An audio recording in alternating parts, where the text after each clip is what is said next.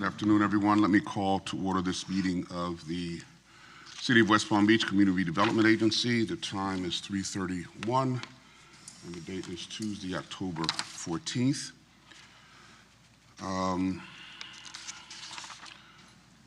We will start with comments from the public. Do we have any cards? Very good.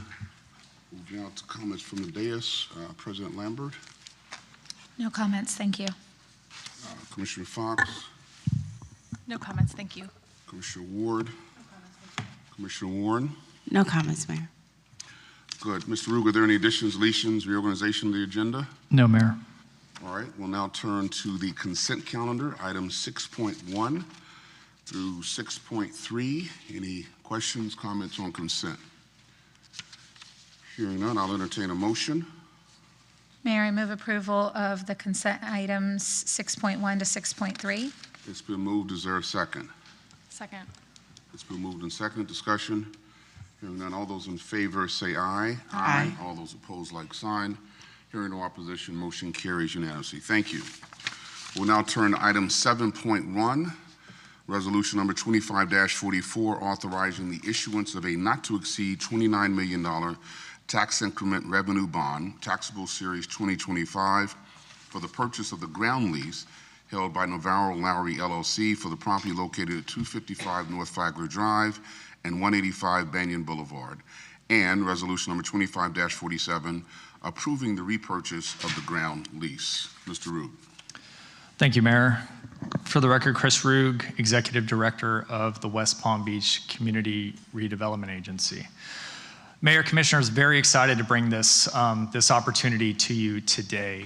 I've got quite a good team behind me that will be joining me in today's presentation.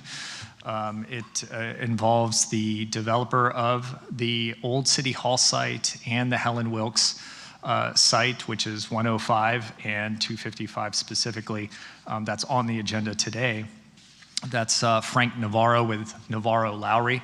Also have our the principal of RMA, who, as you know, RMA helps the CRA on a regular basis manage and execute our strategic finance plan. That's Kim Briesmeister. She helped with this project. And then also on the financial side, PFM, Pete Barona, who is the financial advisor for the city, as well as Bridget Souffrant, who is the city's CFO and also treasurer for the CRA. So this opportunity today is really exciting, mainly because it really puts the city and CRA in the best position possible for the future as it pertains to our waterfront. As the executive director of the CRA, you know, I try really hard every single day to bring and put the city in the best foot forward, and this is probably, I think, one of the best opportunities where we can take advantage of that for the long term, where we can protect our waterfront in a significant way, as well as ensure that it's programmed and operated, and it's also going to generate revenue, which I think is also, for the long term, a key component when we start thinking about needs for the city. So with that, I'm going to do a quick overview and history of this project. It's been now kind of on the books for a while, but it started out, it was a really great story working with Frank and the team. But then from there, sort of lay out how we got to this this purchase and sale agreement, which started with what was in the development agreement, which is the right of first offer. And I'll talk a little bit more about that, as well as share some insight from Frank. As we get into the purchase and sale agreement, I'll ask him to come up and also give some details about how we got to the specific price and terms for the purchase of the leasehold. And then finally, the Series 25 bond that is being proposed for the acquisition, and talk a little bit more about that. And then, of course, at the conclusion, happy to answer any questions, which I'm sure many of you will have at the end of the presentation. So there's going to be a lot of components, so just kind of bear with me. The details are numerous, but important when it comes to a decision like this. So quick overview. We're talking about the property and assets that are in front of the Ben Hotel, which is on our waterfront, which is something that everybody loves and is just a beautiful site and really has hit on all marks related to what we were hoping to achieve with this property. It's a great photo that really sort of illustrates it, what's happened on that site, along with the activations of the ice rink that the Ben uses under their lease. So some basic details. To be clear, the site is owned by the CRA. So we currently own this property. And we lease both 185 Banyan Boulevard and 255 North Flagler Avenue to Navarro Lowry as per the development and lease agreement that occurred in the past. 185 has 2 leases, even though there's 3 entities in there. Bar, Capri, and Elizabetta's are technically under 1 lease, and I'll talk a little bit more about that.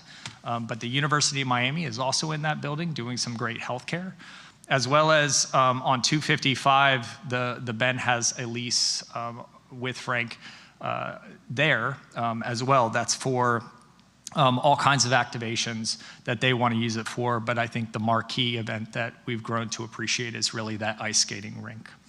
But all in all, it's a little over an acre in size and one of our premier destinations on our waterfront. So initially, this project started with a solicitation for redevelopment, and it's really important to know, how we got here. And this was awarded to Navarro Lowry back in 2015. It actually started well before that, and the city spent quite a bit of time going through, listening to proposals and doing those solicitations, but ultimately broke ground in 2018. And the purpose of this was really several. We really wanted to drive activations north of Banyan Boulevard. We wanted to see lots of different vibrancies and activities and uses that would go into the project. But ultimately, while we still wanted to maintain sort of the core mission of the CRA, which is the removal of slum and blight and adding to our tax rolls, we really wanted to sort of just enhance the premier feeling of our waterfront overall. So this is what the site looked like. Thankfully, Google is able to give us an image of what the city used to be. And so this was not a little less than a year before Frank broke ground on the project, or Navarro Lowry broke ground on the project. And you can kind of see sort of the condition of things. I know I used to park in that old City Hall site to go to Clematis Street, which is, of course, south, because that's what it was primarily used for when all the business moved over to this building. But you can see that really isn't generating anything other than some small tax increment that went to the CRA. And so really it illustrates sort of what we were aiming for to really drive activation and quality in downtown, and really wanting to create that grand hotel on the waterfront. I think that was actually one of Frank's taglines when he proposed it, which now the Ben Hotel is, of course, one of the premier hotels in downtown, commanding really great nights and seen as one of the best places to stay in our city. And along with the public art, which was also included into it, it's really fun. You can see people out there taking pictures all the time. But without a doubt, this is by far one of the most successful projects that the CRA and city ever took in its history. So now getting a little bit more into the ground lease and the development agreement. So as I mentioned further, the property here at 185 Banyan Boulevard and 255 North Flagler would always remain with the CRA.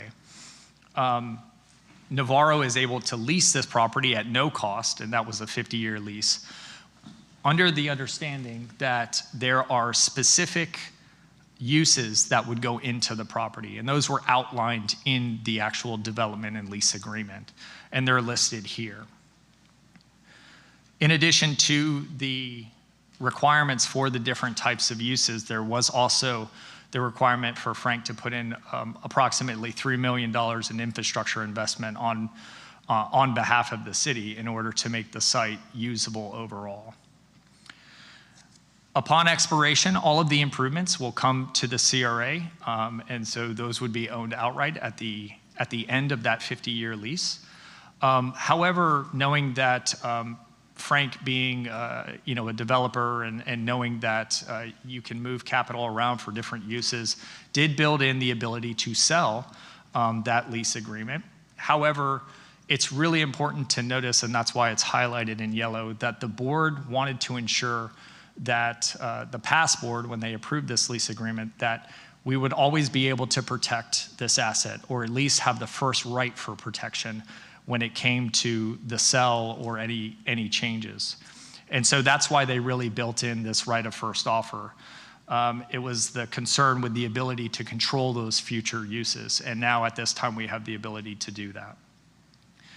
And of course, which is why we're here, Frank submitted that first right of offer in January of this year.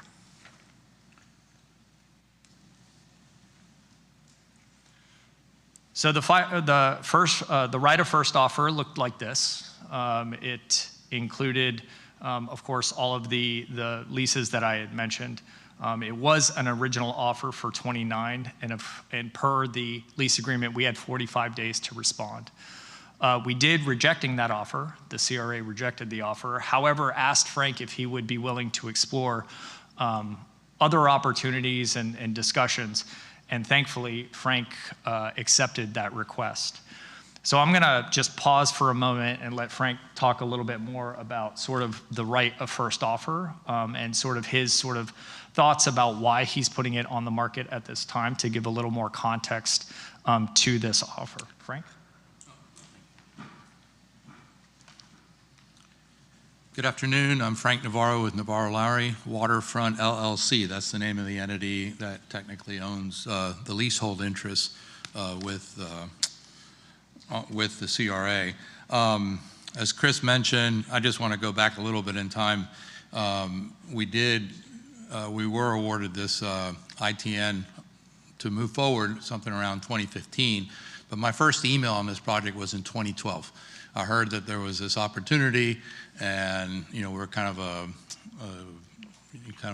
medium to smaller developer, and we went after it, even though there were bigger folks involved with it, because I thought that I had a better sense of what should happen there, especially with respect to some of the folks in the community that were anti-height and so forth. There were some condominium projects that were proposed for that site, and we really wanted to do apartments where people would occupy those units year-round. Of course, a hotel was required, and I brought in Concord Hospitality out of Raleigh, who was a big Marriott franchisee.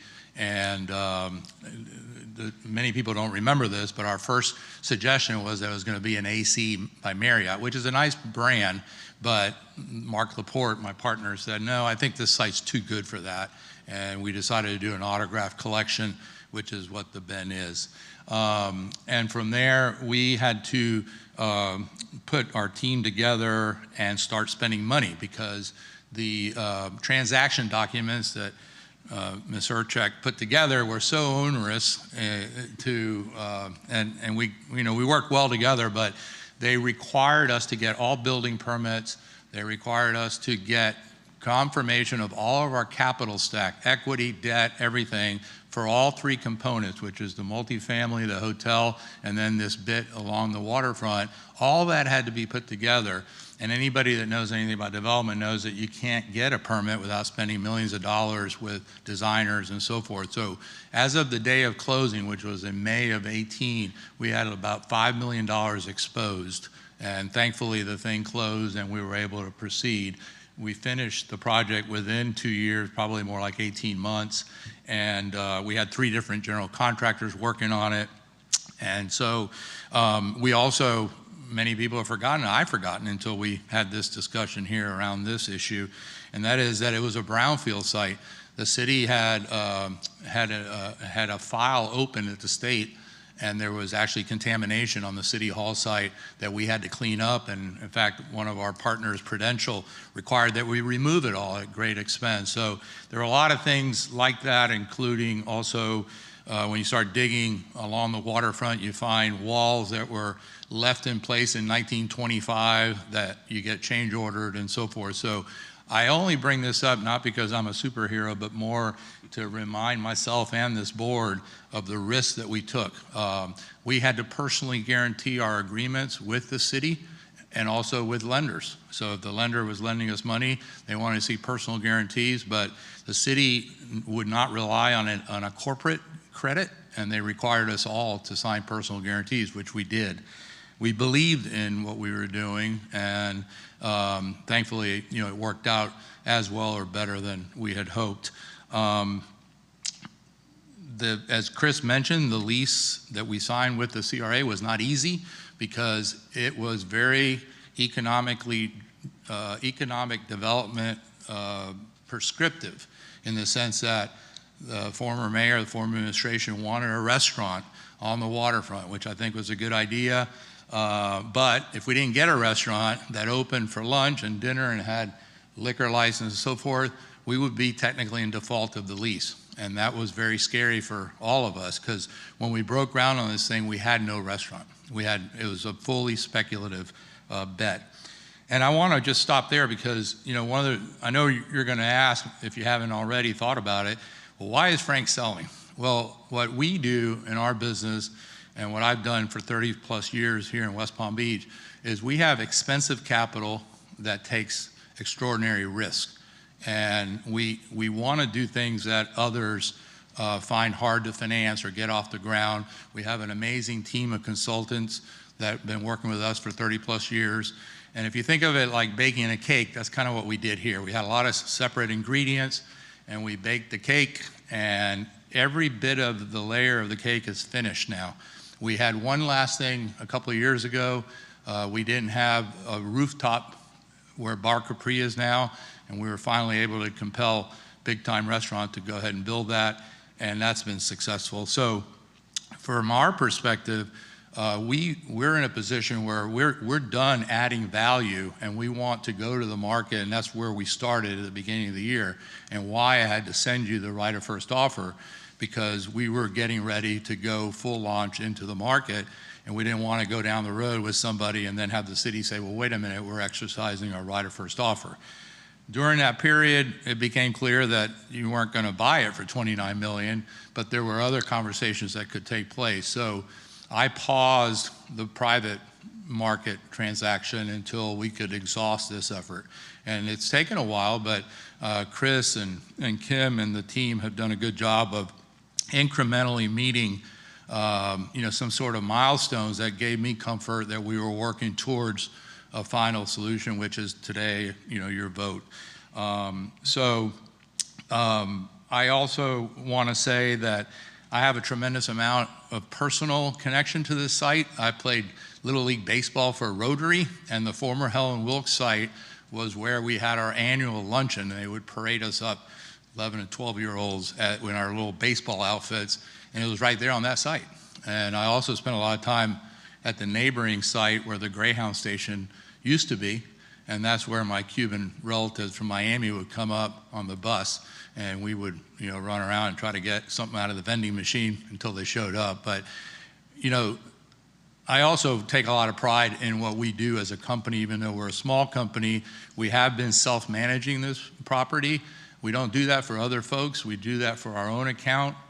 And the reason we just do it for ourselves is that we want to devote 200 or 300% of the attention that a normal property manager would devote to our own investment and protecting our investment.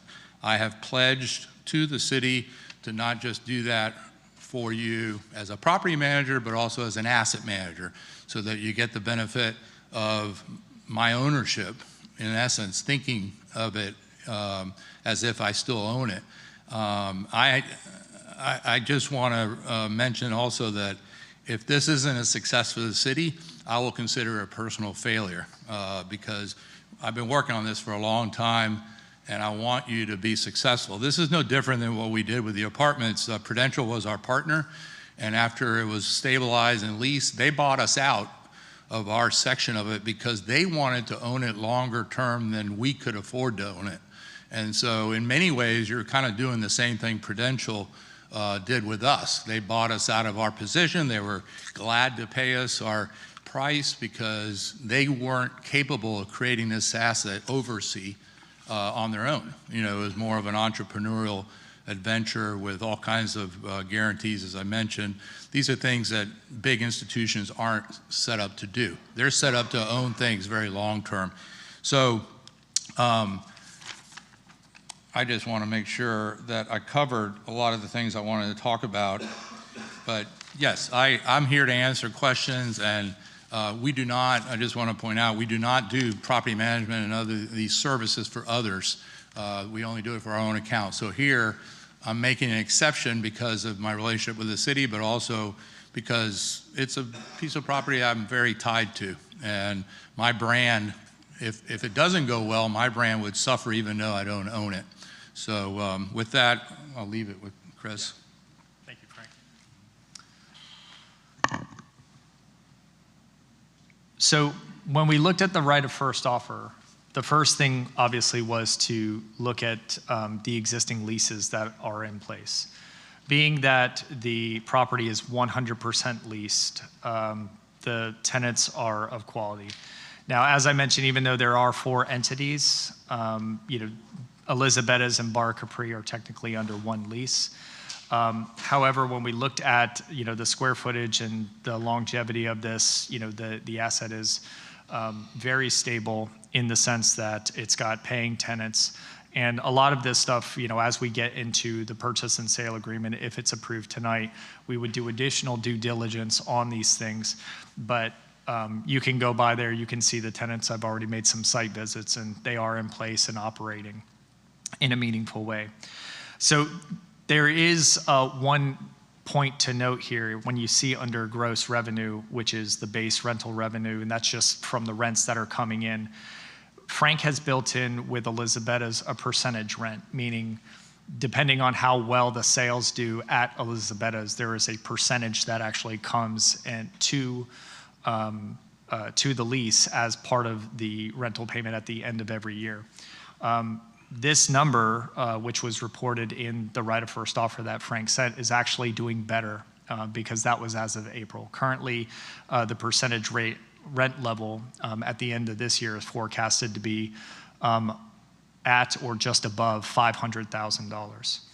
So with the gross revenue of being 1.7 and then covering the operating expenses this year alone, the asset is going to net out $1.1 million in profits. So it's definitely generating a net positive cash flow.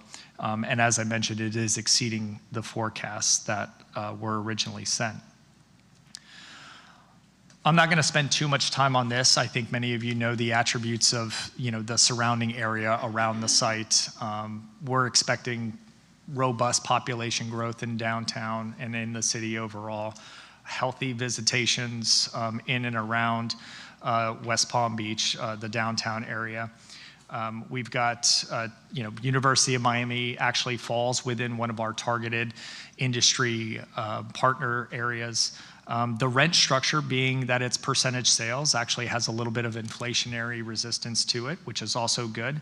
And then, of course, this will also continue to be an asset for events and activations as we have them regularly occur in downtown. So I'm going to take a moment to ask him to come up because as we started considering other items related to the purchase, namely the price and the other considerations, Kim was really instrumental in assisting me through those things. So I want her to just kind of talk about and add a little more context into the negotiations before we get into the purchase and sale terms. Kim? Thank you. Good afternoon, Mayor and Commissioners. Kim Briesmeister, Principal with RMA.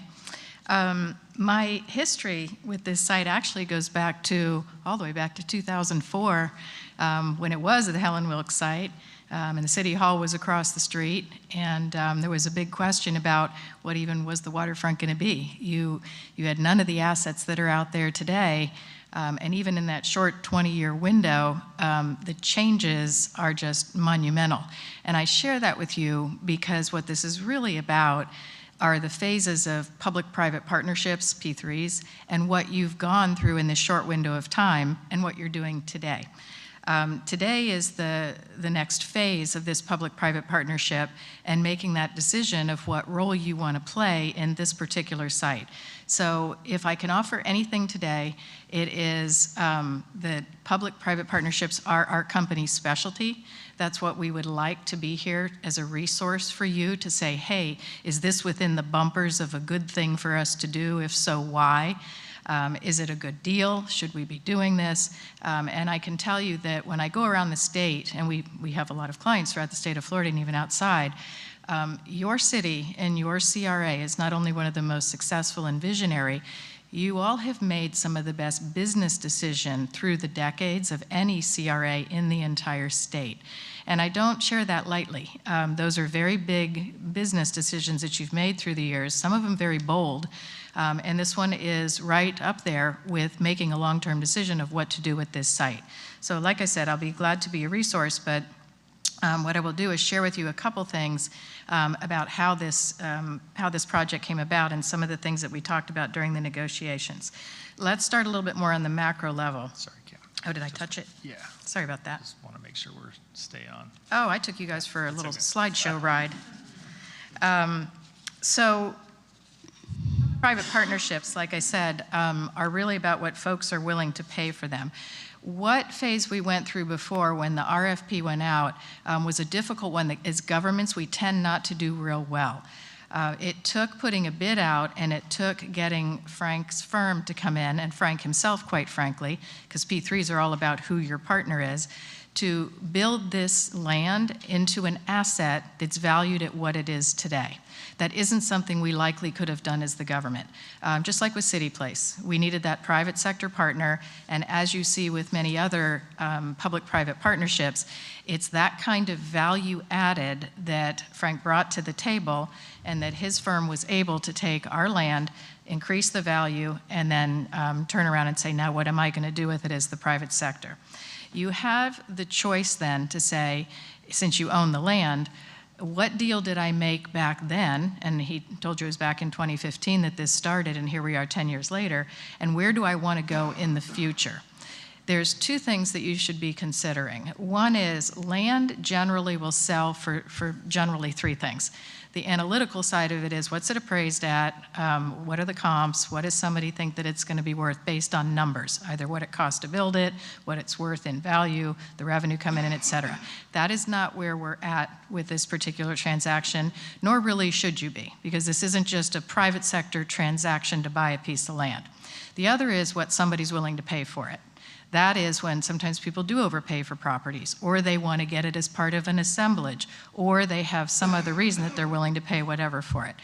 You as an agency, you fall in this middle category that you have a bit of private sector activity because you are a CRA and you buy and sell land, but you also wear a very public sector hat because you have taxpayer dollars to watch out for. Very important. You always have to make sure, of course, that when you spend any penny of CRA money, it's in the best interest and the highest and best use for the taxpayers. Very important. What you also have, though, is you have a long-term plan.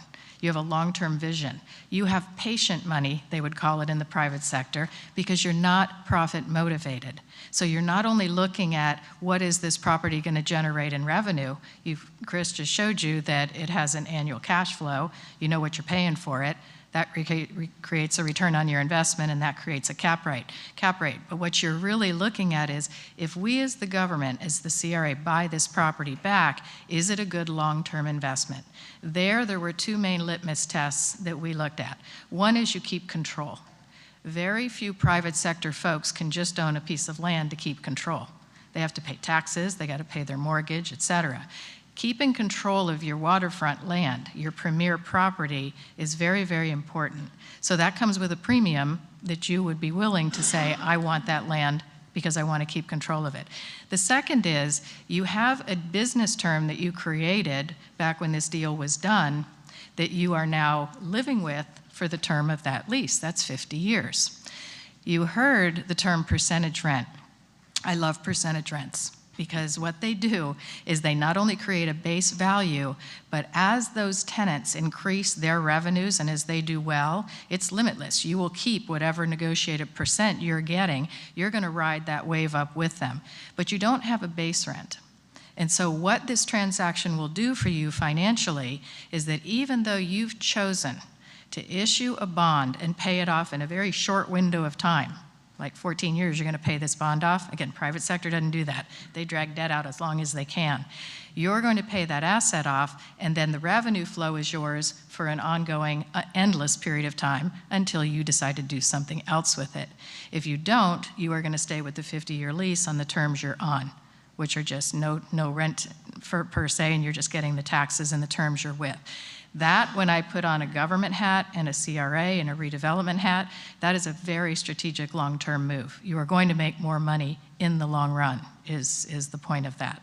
So I think when you really are deciding whether or not, one, to proceed with the transaction, you want to make those considerations of what does this do for the public and the taxpayer money. But number two, are we doing something that will benefit us in the long term at what might appear to be a short-term cost? And again, I just want to repeat one more time so the public is clear on that. If you're issuing a bond and you're paying it off in a very short window of time, your cash flow is not going to look as rosy because you've chosen to pay this debt off very quickly. Well, again, that's not something private sector does. If you spread the debt out longer, it would appear like you have more cash flow, but believe it or not, that is not, from a taxpayer standpoint, the best approach to this. So I think the deal, the way that Chris and his team have structured it, is very well done. I do believe that you're very protected from an asset standpoint. I think it's great as the public sector that you get to maintain this asset.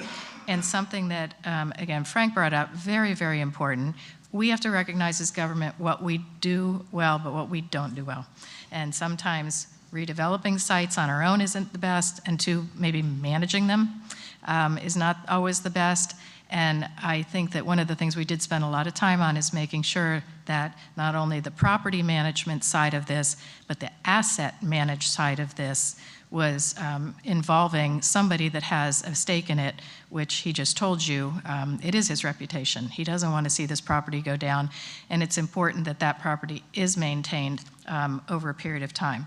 Exit strategies, you've got a lot of options. It's really up to you what you choose to do with it, but regaining total control over the site should be able to give you, and again, maybe a decade from now, another opportunity should you choose to change these terms much, much more flexibly than you can do right now. So again, I just offer as a resource maybe to put context for what you're doing, because again, it's just not as cut and dry as what the private sector would do. But again, you're an agency, you're not just the public sector either. So you've got a great opportunity to use the CRA and the tools for this kind of transaction. And with that, I'll give it back to Chris. Thank you, Kim. So a little, in kind of summarizing, when we think about the benefits and a lot of the reasons why this is a good strategic move, first and foremost, always look at our strategic finance plan. So it's in our current strategic finance plan, maintain and enhance the waterfront to assist in creating a financially sustainable civic space, and it falls within that category. So when we look at other benefits, specifically on this strategic control, it's important to note that when we were reviewing the lease, and I was going through it with the city attorney, that the control over the subleases and future tenants, to note that as long as they comply with the current lease, for instance, if the lease continues on, as long as they comply with that lease, we really don't have much control or over any specific tenant or use.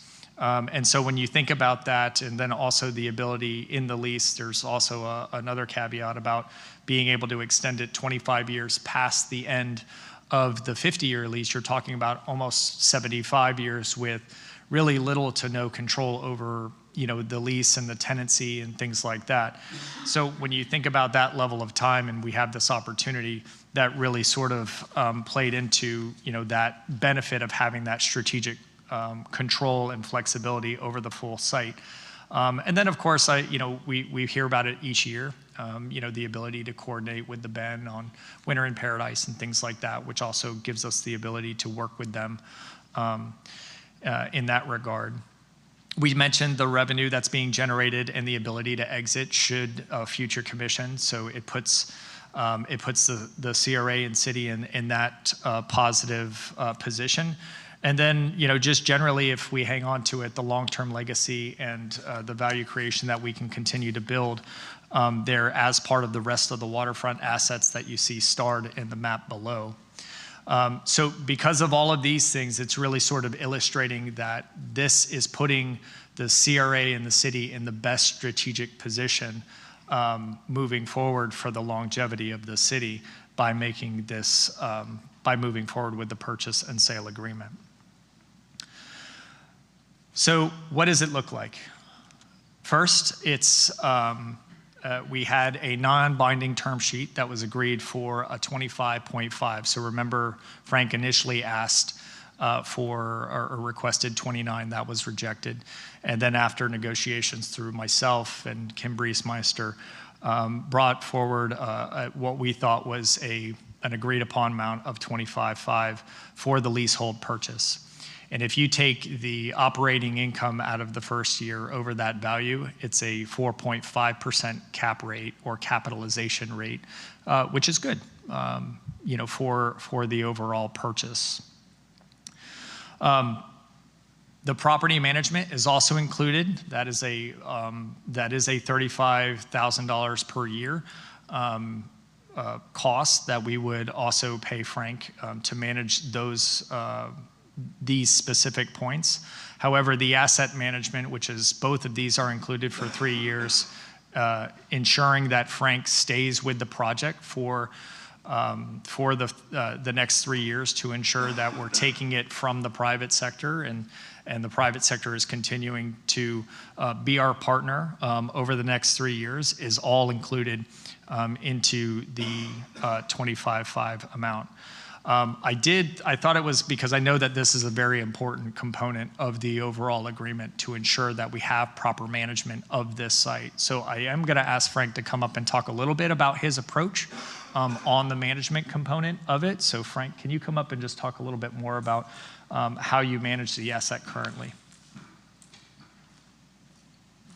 Sure. Well, I've already kind of mentioned a little bit about how focused we are on properties. We don't do this as a revenue business. We do it as a supportive platform to our investment in the city and other places where we invest. I am involved daily on property management issues because clearly, I have staff, but they don't want to make decisions without my consent. And I'm also involved almost on a daily basis. As an example, with the tenants, with the subtenants, when we had the boat show issue, University of Miami really got upset because they couldn't valet and their patients couldn't get there. And I participated. I think Commissioner Lambert was on a call, and I jumped in to make sure that my subtenant was protected and at least being considered. I've met with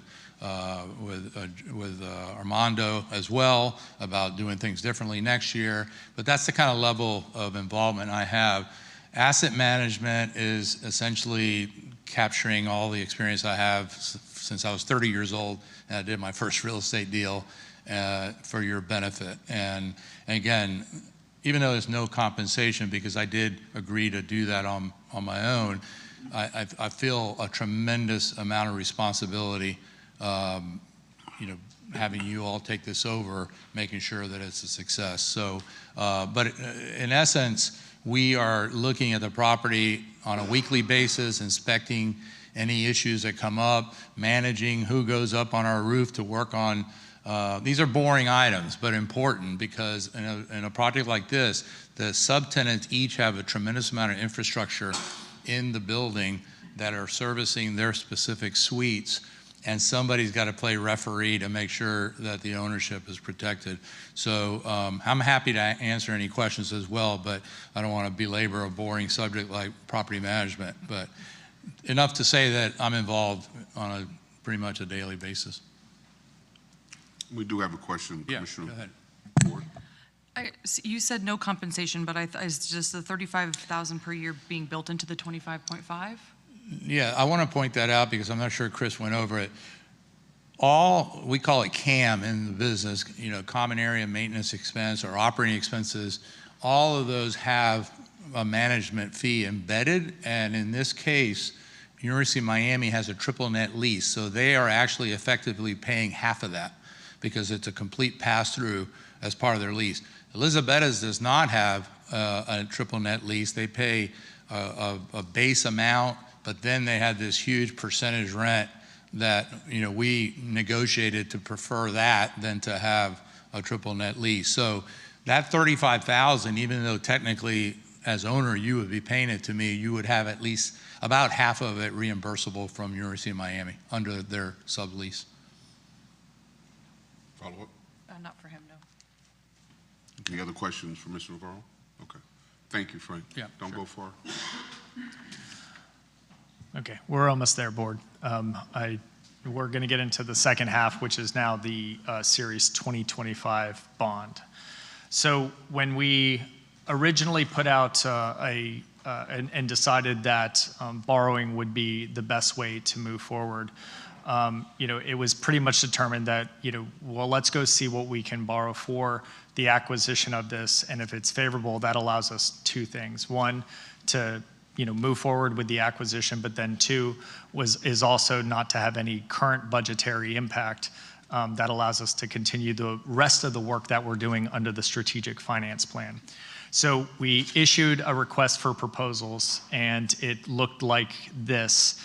And then those proposals were evaluated. We got about 5, and Webster Bank was recommended by PFM.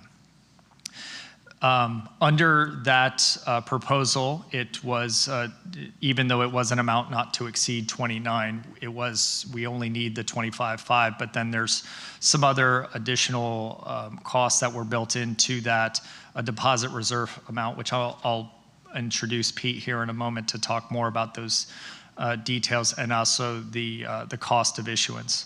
But ultimately, the rate and the term was very, very attractive, very straightforward, and the cost of borrowing was less than what really you can find on the private sector under a 100% debt financing plan, which is also not likely to happen in the private sector. And I'll talk a little bit more about that.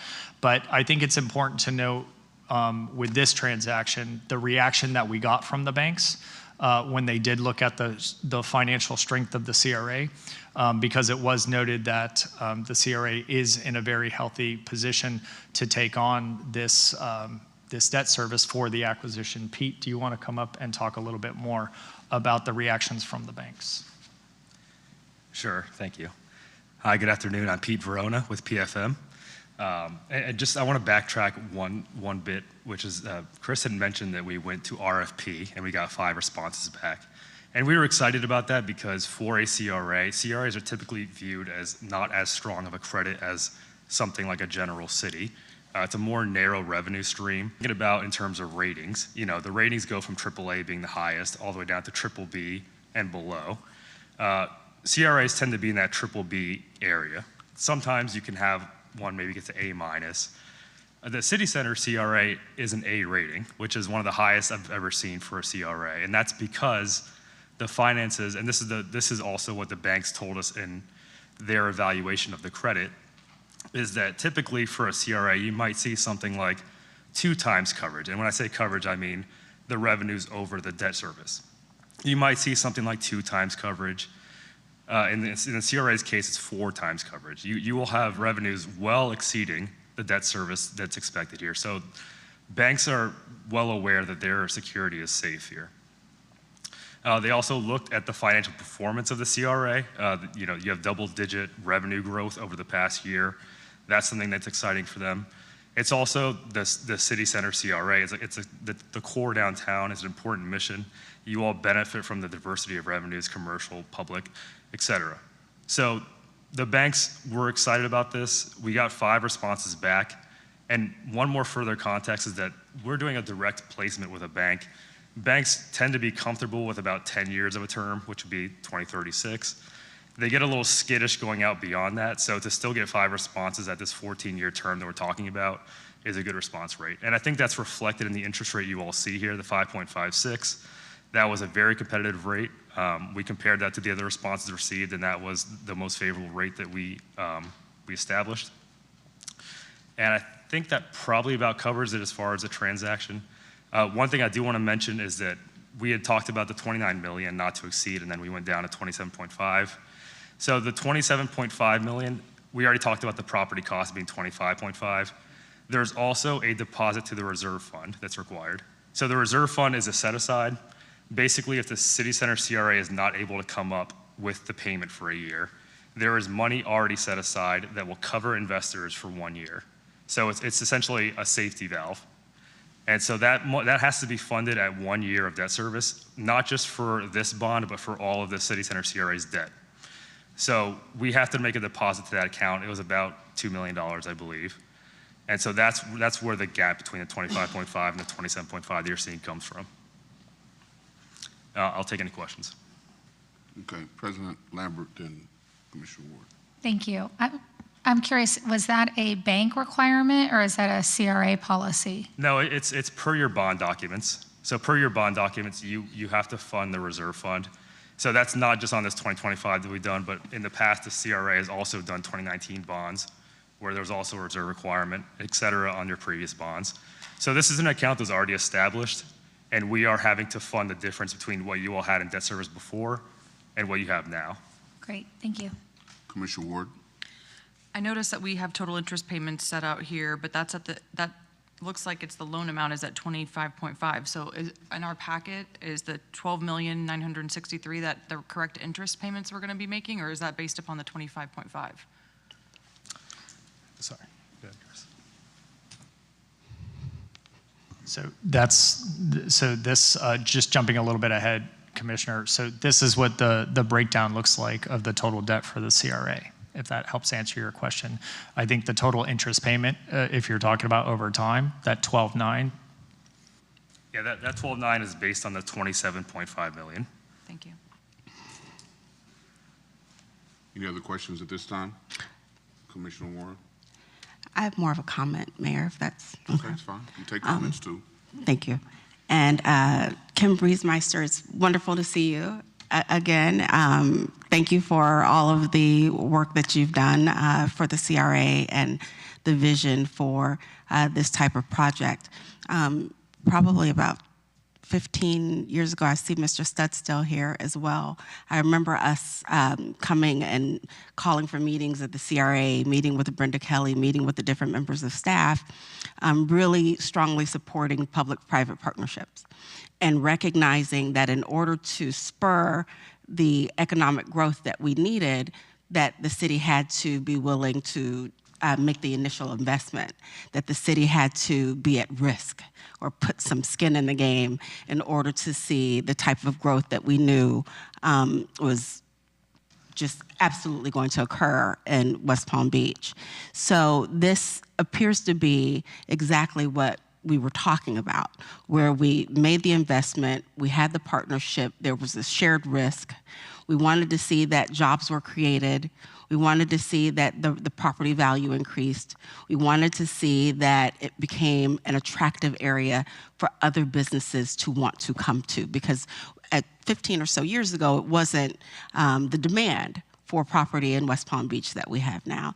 So just by my estimate, when I look at this, it does appear to be a very sound decision. And I think that for the city to retain ownership of the property was brilliant. That was absolutely the right, best thing to do at that time. So now we're fortunate to be here and have this opportunity to re-engage and really have that property continue to grow and do more. So I just wanted to make those comments that I remember when the building was demolished. I remember when there was nothing there. So it is nice to see these 15 or so years later. Thank you. I'll pass back to Chris. Commissioner Baduzzi. Thank you. Let me just first say that I think it's a good idea for us to maintain control of our waterfront. I think it's one of our biggest assets. It's one of the things that sets us apart from other areas. I think there was recently, we won some award for, or we're in the top 10 for most scenic drives in the US along Flagler. I mean, so I think it's tremendously important for us to maintain, ownership if we can, so that we can continue to control our waterfront. So I think it's a good idea to purchase the property. What I have issue or take issue with is the process. And the thing that concerns me is that this is something that was brought to the attention of our CRA staff in January, and that I didn't find out about it until recently. I don't know if my colleagues knew about it before I did, which is possible. But that now we're being asked to fund something on a property that we leased for nothing, for zero. We paid $6 million for it initially, at least part of the property we're talking about. So it's somewhere less than $6 million probably in 2009, I believe. Then we leased it for nothing. I understand we wanted to revitalize it. We were addressing blight, all of those things. And now we're being asked to purchase the rights to control it again for what amounts to either $38.5 million if you include the interest, or $40.5 if you include all the debt service. It's a lot of money. And although I think it's a good idea for us to do, how do I as a commissioner know that I am spending, that we are as a body are spending taxpayer money appropriately, legitimately? And I don't see any comps. I don't see any appraisal of a lease value. I don't see any appraisal of the land with improvements. I mean, obviously this land's coming back to us anyway in 42 years or whatever the number is, and then we'll own it outright. But those 42 years that we'll, obtain ownership of the property, what's that worth? There's gotta be some number cruncher around here that can say, hey, it's worth this amount of money.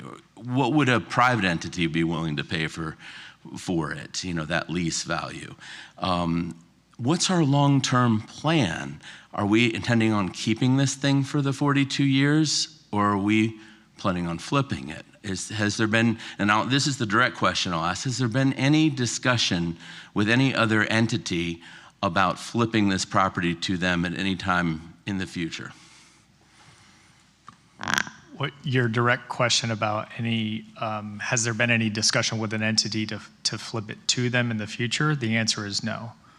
The first thing that we've been doing, and Commissioner, to your point about brought forward, when we've been in discussion throughout the year, because there was a lot of due diligence or essentially analysis that had to be done to understand the interest rates and all of the moving parts. A lot of that had to be ironed out to really even understand if there was something there even worth considering. So I do apologize, but there is, we try to bring it forward when it is essentially ready, for serious consideration. But there has been no other discussions other than with, to answer your question, your last question is only with Frank. And the intent is to then hang on to it, to do all of the things that you had just mentioned, future planning, all of those. But at that time, we have full control of the asset, which I think is the biggest public benefit, to the CRA and to the city. Final comment, Mayor? Yes. I just don't want to feel like in this process that I'm a spectator in a sport that I should be participating in. And I think that if we had known about it a little sooner, then maybe I could have said, hey, I'd feel more comfortable with this plan if we had someone out there, some expert, whether it's Kim or someone else who knows the value of these projects, or the value of a lease like this over the next 47 years, if someone, or 42 years, if someone could tell me, hey, it's worth this much money because you're gonna pay out this much, but there's gonna be this much return over the years, and I think I just feel more comfortable with it. So I think that's what my hang up is not being able to quantify, is this deal worth the 25.5 Or is it worth 12 million, or is it worth 32 million or 40 million? I just have no way of knowing what's it really worth monetarily. And I do understand that Ms. Briesmeister had mentioned it's not all about the money. I understand that there's interests that we have that transcend finances. However, this is a kind of a financial deal, and we are talking about spending significant public funds to gain control of this property back. And I just think we need to know whether it has the value. Mayor. If you want to respond to that, yeah. So Commissioner Peduzzi, I think the value is based in the leases that are being paid. That's where the value comes from.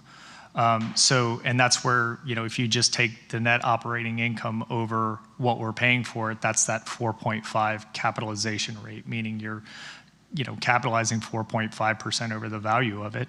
And so I think that, and that's only going to grow over time. So if, in my mind, that's where the value is really generated, because otherwise we could do the assessment of the improvements and all of those different things. That's in addition to the actual leases that are being generated out of it. But the value, I think, is in what the businesses are willing to pay to be at that location, and those are well established, and they have even been extrapolated out as far as I think it was 2068, which is how long the Ben is going to be there, and how long that lease is signed for. So to answer your question, I think the best value, and this is why I feel pretty comfortable standing up here as your executive director, to say the value is there at a minimum of 25.5 based on the leases that are generated and the analysis that we've done. Commissioner Ward. Thank you for those responses, and I'm going to go over a comment that I hope you have on here, because I had mentioned to you when we spoke. Thank you, Commissioner Peduzzi, because I have the same concerns. Kim, when you got up, you said maintain control. We already own it. We have strict leases, but what's the goal when it comes to this activation? It's already being activated, and it's activated really, really well by the private sector. And so, with 3 years of a project, property manager, are we going to then hire property managers? Are we going to continue? Have we been presented? And you already answered that, because I was wondering, has the city been presented with any other alternatives for that area that we can expect to see down the road once we own this lease? But also $40.4 million. I know you showed when we pay off that debt. When do we get paid back that $40.4 million that we just paid off in debt? How many years is it going to take to get paid back? Sorry. Well, we'll start getting the revenue will start coming in 2041. That's when the revenue starts coming in at 2.3 million annually, and it looks like this. So by 2041, that revenue starts coming in, and again, that's just revenue from the leases. That doesn't account for the value of the improvements and the land on top of it, which also are going to be significant by that time that we get here, because it is premium waterfront land. So again, if you're looking at, okay, you're going to have existing leases in the building along with the value of the asset, both in the improvements and the land, Commissioner, it's going to hold its value, and it's going to be a very valuable asset for the CRA and for the city at that time. Follow up, Mayor. Yes. But I see in 2041, we're net positive. So if you have $2,385,639, let's say times, when would our leases end? The leases. Let's just do the 60 round and say 20. So essentially, we're going to, that's $47 million, and we're at 40. So essentially, I'm just trying to figure out in numbers when we're going to get paid back. If we're keeping this throughout the term, when do we become zeroed out? Where we didn't just pay off the debt, we got back the $40.4 million that we spent of taxpayer dollars. So because you're essentially purchasing the leases that are paying you annually into it, and you're paying down the debt over it, over time, you're paying it off quicker. And you're, Question, hold on, that's not my Okay. question. That's debt. So we're paying off debt. My question is, then we have a negative because we've paid off $40 million in debt. When do we make that $40 million back, and is it before these leases run up and we already own the property anyways? Sorry, thank you. Good evening, Bridget Souffrant, Chief Financial Officer. So if you are looking just solely at the $40.4 million, that's a 15-year payback. If you're assuming that the full lease revenue coming in is going strictly towards debt service. What you need to remember, or what I'm asking you to remember, is the lease revenue that's coming in, the excess after our expenses to run the facility. That's covering about half of our annual debt service.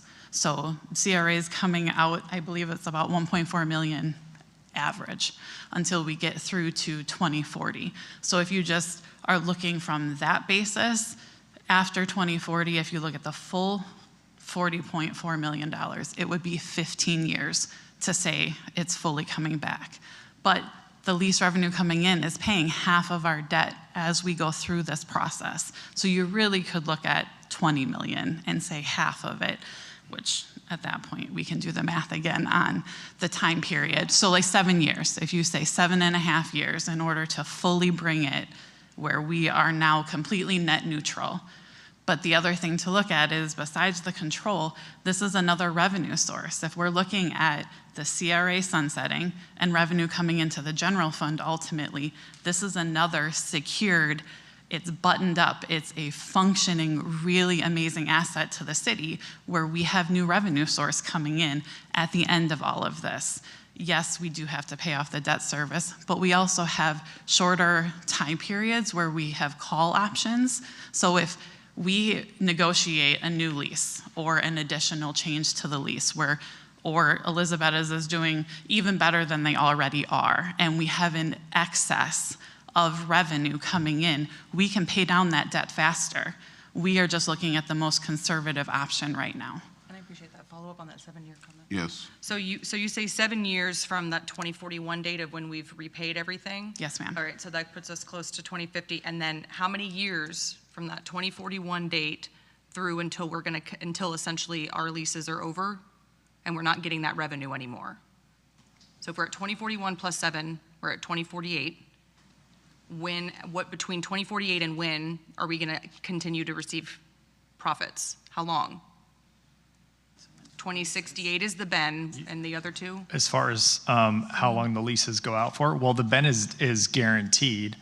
The other two leases have five 5-year options, which is a potential for another 25 years on top of, so those go to 2060. Okay. Thank you. Commissioner Fox? Thank you so much. I want to start by saying, I think when Frank was up, he said something like, he's not a hero, he's just a property manager or asset manager. But I would say he is a hero to me. Like when I look at this and when I remember what it used to look like on our waterfront, it has completely, drastically changed. Everything downtown, I think I'm single-handedly trying to, make sure that the Ben and Elizabeth stay in business. But I have a lot of concerns about this, most especially why, I guess from everything that I have experienced since I've been in this role, we have never been the best property managers. We have never been the best, leaseholders. And so I guess why should we think that we are going to do a better job going forward than someone who's an expert in the private sector? I understand Frank will be with us for a couple of years, and that's great, but then they talked about, tenant issues and whatever that's going to look like, leases and lawsuits or roofing issues or whatever that's going to be. Like, I don't know that, it's really in our scope to be property managers. I think the city is good at a few specific things. The CRA is great at some things that I look to this looks different to me. I know Frank mentioned it's his reputation. He's not going to let anything, go downhill at this property. So that makes me think he also will not sell the lease to somebody that's going to let it go down if it's not us. and when I hear you talking about how fantastic these leases are doing, I can't imagine someone in the private sector wants to come along and change that model if, that is essentially why this would be appealing to someone. So I guess I'm just trying to understand, because I don't want it to change. I think the one reason I would think about wanting to move forward with this deal is because, for example, I look at Clematis Street. People ask me all the time, why can't Clematis Street be more like City Place? And I say, well, because there's a lot of different owners that we cannot control. We cannot control how they manage their properties, who they lease it to, that kind of thing. And so that is one reason that I look at this site and say, well, that, I wanted to keep it like this. I love what's going on there. But I don't think that anyone else is going to want to take it over to change it that much. So I guess if you could talk a little bit more about why, like what control are we actually getting? Like it's the Bend comes to us to lease that skating rink land every year already. So we must be controlling that in some way already. So I guess I'm really hesitant about what parts of this you think are going to be better if we just are owning the lease rather than letting it move forward on the private sector, where we can focus this $40 million on some of the other projects that we have in the CRA.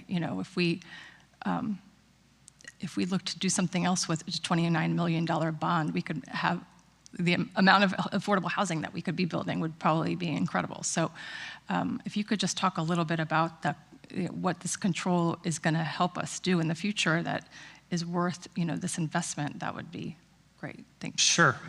Thank you for that comment, Commissioner. So I'll take the Bend first, because I think that's a really good example. So right now, each year, we have been coming to Frank, or the Bend comes to the CRA, says we would really like to do this. But ultimately, the Bend's lease is with Frank. So the Bend has to then go negotiate some type of agreement with Frank on whatever it is that they want to do. In this case, it was the ice skating rink. And then Frank comes to us and says, well, my lease with you says that we can only do a specific amount of time. How do you want to handle this?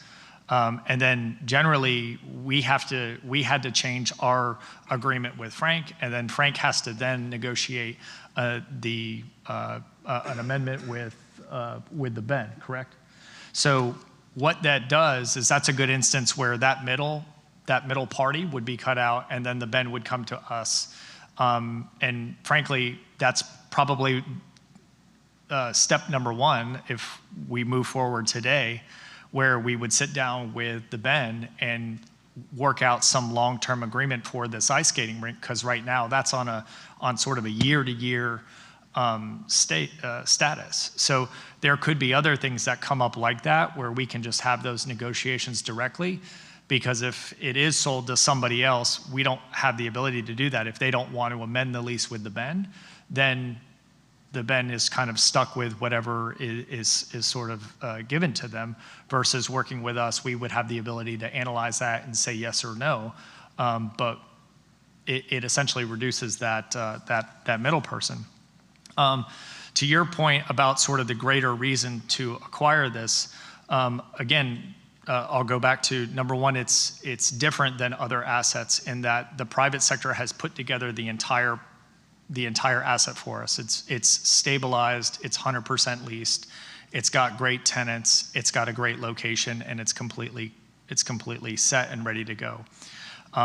It's not like the other assets that CRA has worked with in the past, number one. Number two, it generates revenue that can be used for future CRA projects in the future. And I put the debt service numbers up here because in 2036, our other bonds are going to sunset, and this is going to be the only other debt that we have.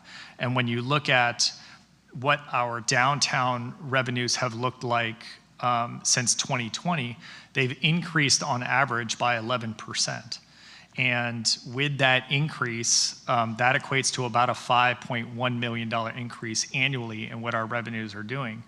And so we're going to be able to essentially borrow, and we really won't even feel the debt service with this acquisition. So if we're able to still continue our strategic finance plan, acquire this, and then have a whole plan set up for it, and then moving forward, if the board wants to, again, sell it or do something else, if after Frank leaves, we want to hire a new property management company or whatever the case may be, we are in the decision-making seat in the best possible position, which is why I think we should move forward with it today, Commissioner.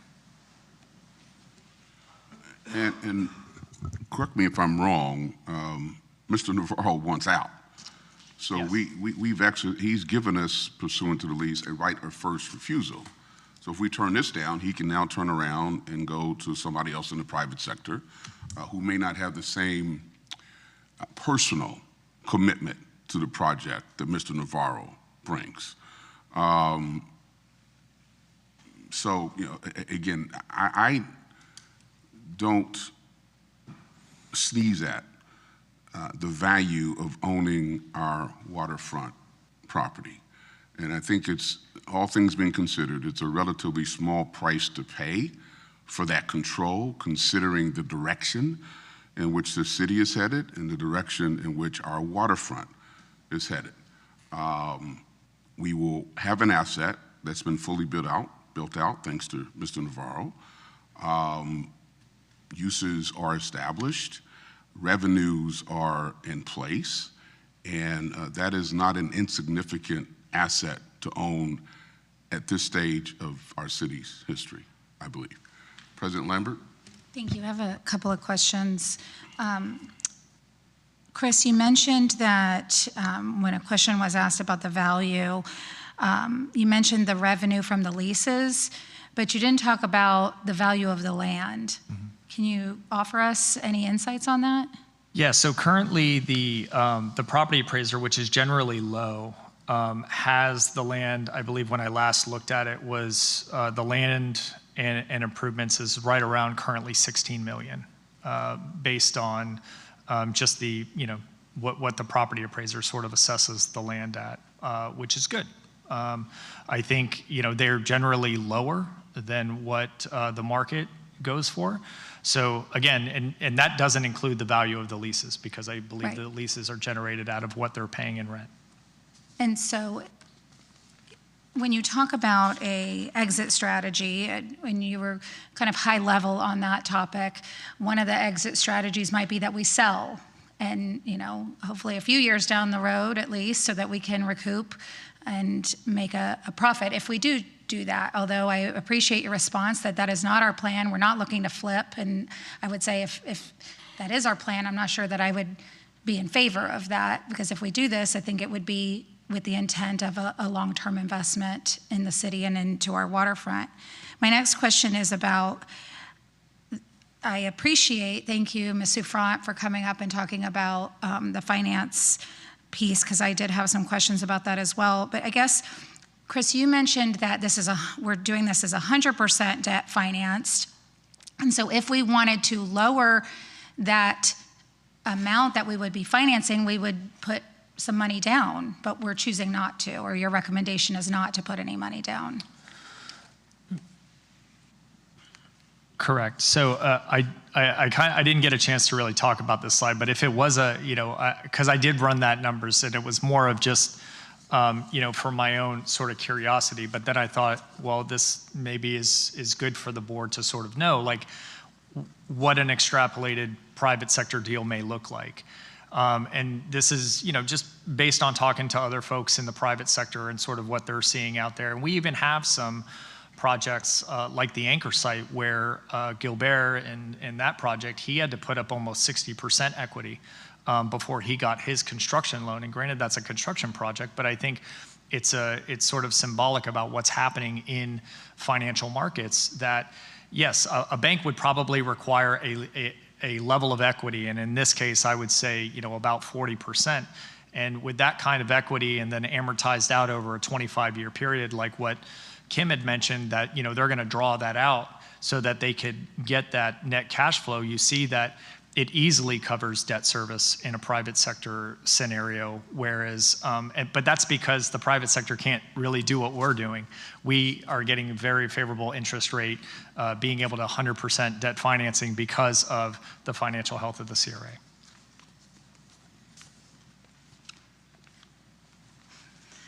it is not traditional for governments to put money down when we go through debt because they are looking at our financial standing, at our bond rating, at our taxing capacity and ability based off of our assessed value, and in particular, the value within the CRA. So it is not normal. We did run, I think, 6 different scenarios when we were looking at what this could look like before going to RFP, when we were presenting this to administration. And one of the options at that point was, I believe, taking about $5 million from fund balance in the CRA to go towards the bonds, but it is easier and more conservative for us to have these call periods where we can essentially throw extra money at the bond and pay it down faster. It just gives us security, knowing that we don't traditionally own assets like this. Chris and I both felt more comfortable that that money in fund balance have some allocation towards the actual assets of those buildings, because they are going to need repair at some point in time. And that's where I went, hold on, we need to plan for this and make sure that we are prepared going forward. So let's hold our cash, allocate it towards that as an option, and then we can pay down if we have the option to quicker throughout the bond period. Great, thank you. Mayor, I have one other question for Mr. Navarro. Thank you so much. I appreciate hearing about your dedication to this site and of course, seeing the fruits of your labor over the past few years. So you talked about, one of the questions I was going to ask you is, why are you selling to us? But I'm going to follow up on that and say, why are you selling it to us when you, I guess we get first right of refusal, which I understand that. So if we were to refuse it, I would have refused it. and you came back and negotiated. It's actually not a right of first refusal, because that would have meant that I go find a buyer, then I got to come back to you. We don't agree to those because it makes our asset unmarketable. This is a right of first offer. You get to look at it first, and then you come to the determination that you want it or you don't want it. And when you say no, the lease says that I can sell it, if you say no, I can sell it at 26.2 without ever showing it to you again, because that's 90% of the 29 that I presented.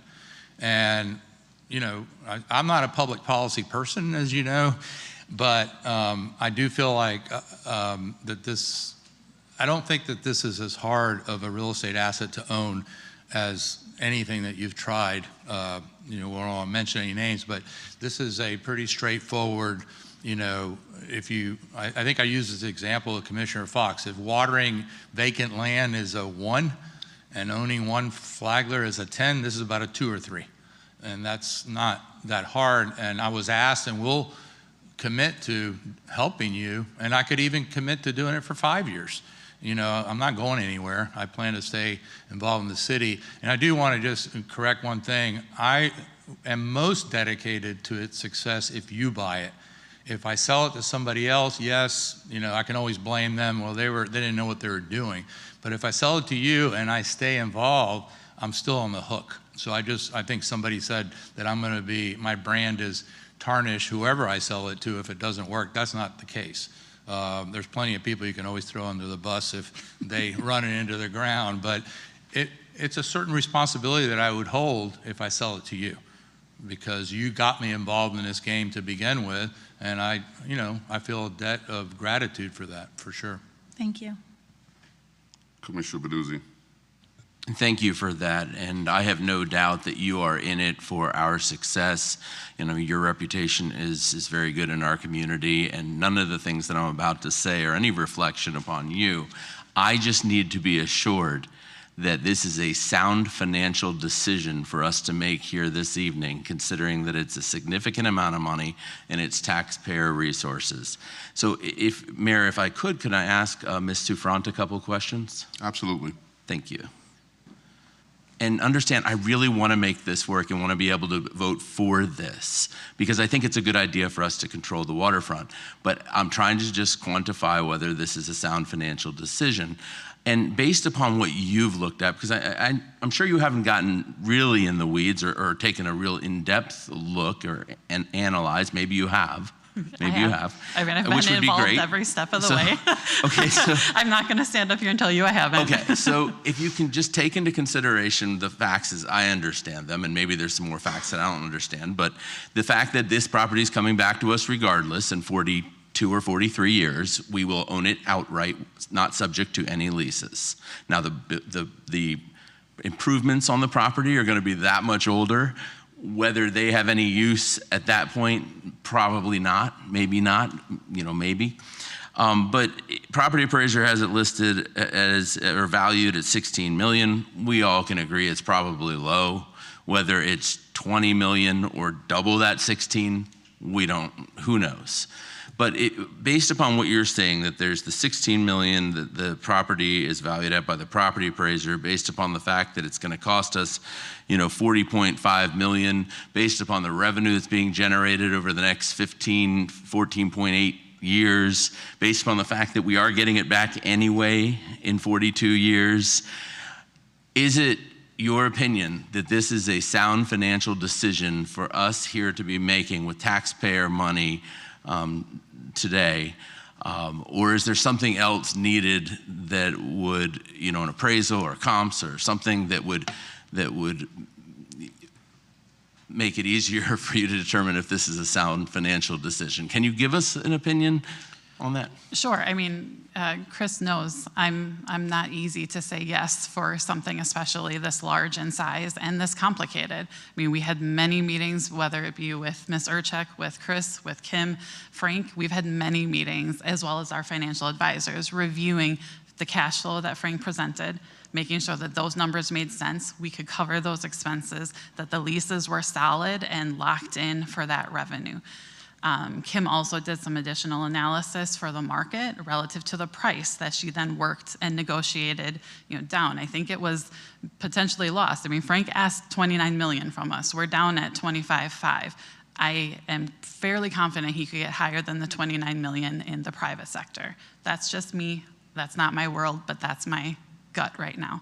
Outside of that, when I look at this, the strategic timing of owning it now versus waiting until then is that somebody else could come in and the worst case scenario could happen. And we could have an asset that's great deteriorate, and those leases could have zero value by the end of the term when it's back in our hands and we are now stuck with something that has no value, that we have to put the money in then in order to build it back up and bring value.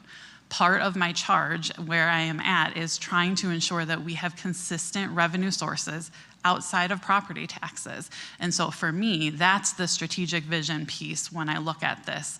Yes, it's a little out of our comfort zone. I pushed Chris hard and the team because budgetarily, having accounts payable ready so that when we have that HVAC that breaks, we can pay that bill faster.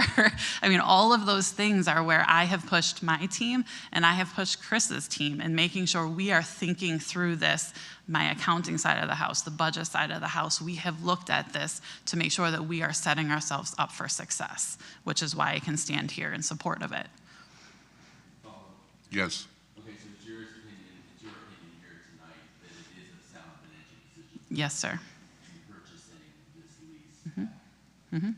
Yes, sir. Just follow up with a quick question about the legalities of the CRA purchasing a property like this and whether it conforms with the statutory requirement of addressing blood. The CRA owns the property, so it's not as if we're out purchasing some commercial, we're buying back a lease that actually just benefits the support. What's there is supported in the strategic finance plan. They own the property, they're just taking back control of the lease, so there's not a legal issue. Commissioner Fox. Thank you. Chris, I wonder, can you talk a little bit about what happens if we do not move forward tonight with purchasing it and someone else does? What are the changes that can be made without our approval? Well, I think the changes, they could start, working with the existing tenants. And again, they could change the tenants. Like for instance, the best one to probably use is probably University of Miami, because that one, the lease is available for renewal at 2030. So if, say for instance, whoever owns it decides that they don't want University of Miami there, they don't renew that lease, and they want to turn it into somebody's personal office, that abides by the lease agreement. And that would be a much less active use for us. And then that would be something that we wouldn't have any control over. So that's one scenario, but it could be a variety of other things that really, as long as they fall within the lease, there isn't much that we can say about it. All right, it's 4:56, so I need to take the temperature of the body because we have a hard start for our city commission meeting at 5. Is there anyone want to make a motion that we think we get done in 4 minutes? Do we want to suspend this meeting, bring it back up after the city commission meeting? What do people want to do here? Because we need to make some kind of decision. There's a companion item for the debt issuance on the city commission meeting that would also need to be approved tonight. All right. Sorry, Mr. Mayor. No, that's fine. So I guess we don't get to, or maybe I need to ask legal, can we consider the companion item while we have not yet made a decision on the CRA item?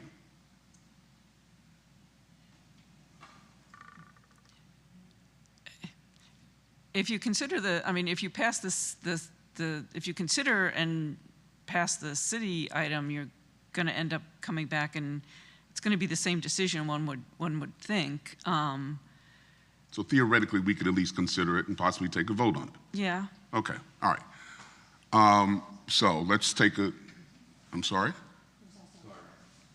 All right, we have a card. All right, let's hear the one card, and then you all can think about which direction you want to head in. All right, Mike Schmidt. Yeah, but you guys only have like 3 minutes, right? Then I don't want to take up your time if you're... Well, you can talk on the companion item when it comes up at the city commission meeting. Okay, let's do that. Okay. Anybody want to make a motion in the next 2 minutes, or you just want to table everything until, Commissioner, President Lambert? I don't mind waiting I don't know if my colleagues have additional questions that need to be asked. I don't have any more questions, so I'm okay moving forward.